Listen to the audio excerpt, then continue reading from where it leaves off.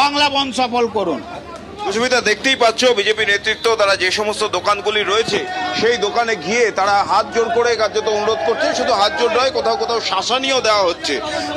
দোকান বন্ধ করছি, দোকানটা বন্ধ করে দিন, বিনীত অনুরোধ। আর সবাই আপনারা রাস্তায় নেবে, বন্ধ করে দিন দাদা, প্লিজ বন্ধ করে দিন।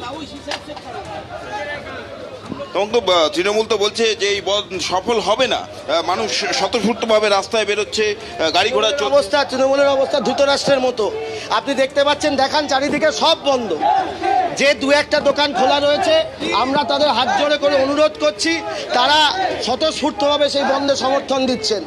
এবং বেশিরভাগ দোকান আপনি দেখাতে পারেন এখানে, যে বেশিরভাগ দোকান এখানে বন্ধ। আমরা কোনো মেডিকেল দোকানকে বন্ধ করাচ্ছি না, যে দু একটা দোকান খোলা রয়েছে আমরা অনুরোধ করছি তারা নিজেরাই বন্ধ করে দিচ্ছেন। এবং সর্বাত্মক এই বন্ধ চলছে। সকালবেলাও শ্যামবাজার থেকে আমাদের বেশ কিছু জন অ্যারেস্ট হয়েছে, মেট্রো রেল পর্যন্ত বন্ধ থাকছে।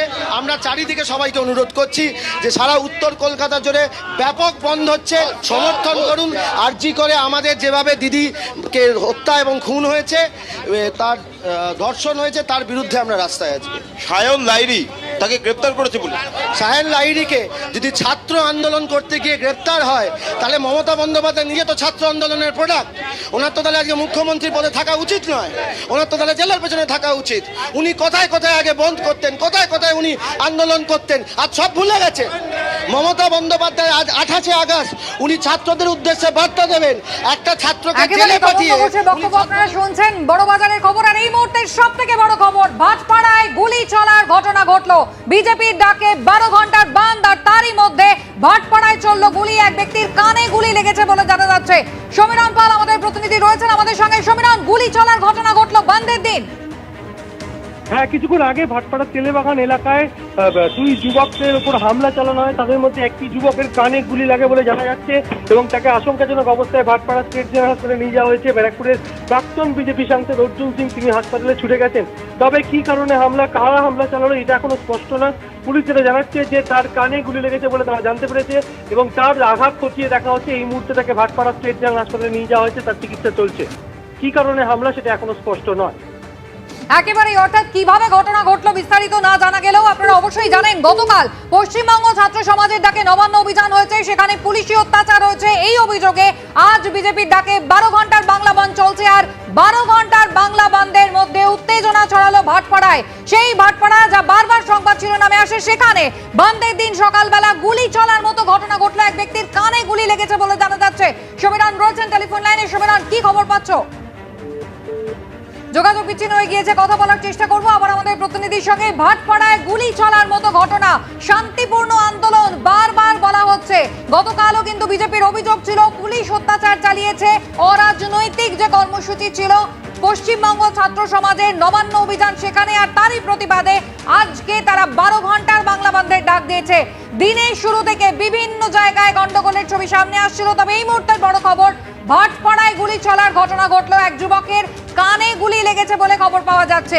তাকে হাসপাতালে নিয়ে যাওয়া হয়েছে। ইতিমধ্যেই অর্জুন সিং তিনি পৌঁছে গিয়েছেন। সমীরণ পাল রয়েছেন আমাদের সঙ্গে টেলিফোন লাইনে। সমীরণ, কি খবর?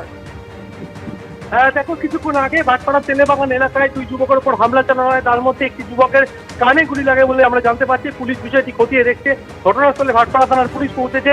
তবে এই মুহূর্তে ওই যুবককে আশঙ্কাজনক অবস্থায় ভাটপাড়া স্টেট জেনারেল হাসপাতালে নিয়ে যাওয়া হয়েছে। তার কানে গুলি লেগেছে বলে জানা যাচ্ছে এবং সেখানে ছুটে গেছেন ব্যারাকপুরের প্রাক্তন বিজেপি সাংসদ অর্জুন সিং। এবং কি কারণে বন্ধ চলাকালীন হামলা সেটা খতিয়ে দেখছে ভাটপাড়া থানার পুলিশ। তবে এই বন্ধ চলাকালীন ভাটপাড়া তেলেবাগান এলাকায় কেন গুলি চললো তা খতিয়ে দেখা হচ্ছে।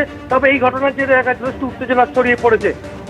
একেবারেই সমীরণ, সকাল থেকে আমরা দেখেছি বারবার কখনো ব্যারাকপুর স্টেশন চত্বর, কখনো ব্যারাকপুরের অন্যান্য এলাকা উত্তপ্ত হয়েছে, যেখানে ফাল্গুনী পাত্রকে কিছুক্ষণ আগে গ্রেফতারির মতো ঘটনা ঘটেছে। আর এবার জানা যাচ্ছে ভাটপাড়ায় গুলি চলার মতো ঘটনা ঘটলো।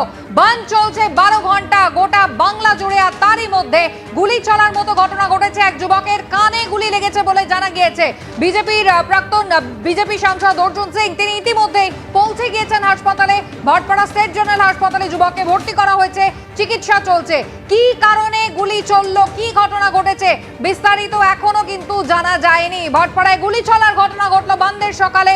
ইতিমধ্যেই প্রাক্তন বিজেপি সাংসদ অর্জুন সিং তিনি পৌঁছে গিয়েছেন এবং সেই এখনো পর্যন্ত কিন্তু চিকিৎসা চলছে বলে জানা গিয়েছে।